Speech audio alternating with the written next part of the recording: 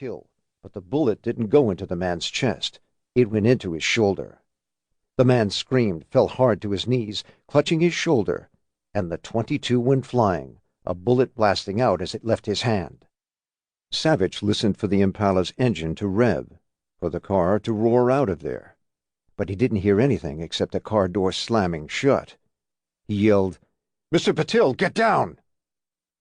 Savich dropped to the floor and was rolling when the door burst open and a submachine gun started blasting bullets. He heard Mr. Patil scream from behind the counter, knew he hadn't been fast enough, and she'd hit him.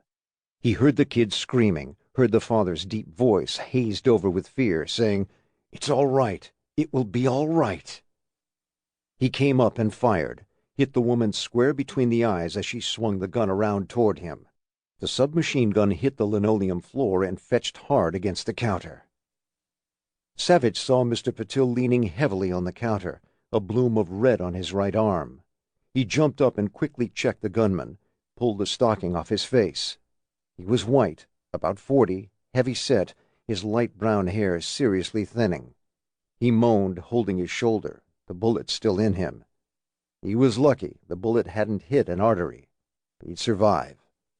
Savich picked up the .22 and said, "Keep pressing down on that." And then he went down on his knees beside the woman. Like the man, she was white, 40-ish, but she was dead. Her dark eyes were open. A dribble of blood came out of her mouth, and the hole between her eyes was a perfect red dot. Blood haloed her head. Please keep their eyes covered. He quickly pulled off his leather jacket and covered the woman's face. He ran back to Mr. Patil and examined the bullet wound. Through and through, thank God. "You did great, sir. You're going to be okay." Savich grabbed a wad of paper towels from next to the coffee machine and pressed them against Mr. Patil's arm. "Press as hard as you can, sir." He called 911 and asked for 2 ambulances and the police. He looked over at the father, still covering his children on the floor. Both children were quiet now, their father murmuring against their heads, "It's okay, kids. Everything's okay now." Savich looked back at the wounded man, saw he wasn't moving or making a sound. He came down on his haunches, laid his hand lightly on the man's shoulder. He was a big guy, pretty fit, his face less ashen now that he realized they'd all survived. "Don't worry, I'm FBI. You did great. You kept your kids safe. Everything's under control now. The police will be here soon. You're a very brave man. It's a pleasure to meet you." And Savich stuck out his hand. "I'm Dillon Savich." The man slowly stood, bringing the children with him, still pressed against his legs. He straightened his glasses and gave Savich a shaky grin. He started to say something, then lost the words, the wild adrenaline rush choking them off.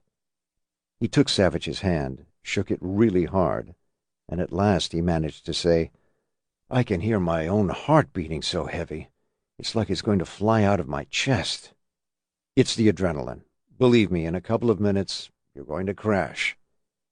"No, I can't do that. Not with the kids here. Hey, I'm Dave Radich. Thank you for coming in like that, so sharp and fast. I don't know what the guy was going to do. He might have shot all of us. It sure looked like he was going to kill Mr. Patil." "Hush, Michael. Everything's okay. Hold Chrissy's hand, okay?" Savich prayed Dave wouldn't bottom out completely after the adrenaline snapped out of him and fall over. He'd seen it before. He looked closely at Dave Radich, saw he was occupied with stroking those small, shuddering bodies, keeping them very close. Savich smiled at him. "You'll do fine," and smiled down at Michael. Then, because it could have been Sean, Savich hugged him. As Savich pressed Michael's face against him, he thought, how would he deal with this violent terror, with the shock of sudden bloody death? As he rubbed his big hands up and down Michael's back, he said, "Michael, I really need your help. The police will be here soon, and I'll have to speak with them. I want you to hunker down with your dad and sister and talk about what happened.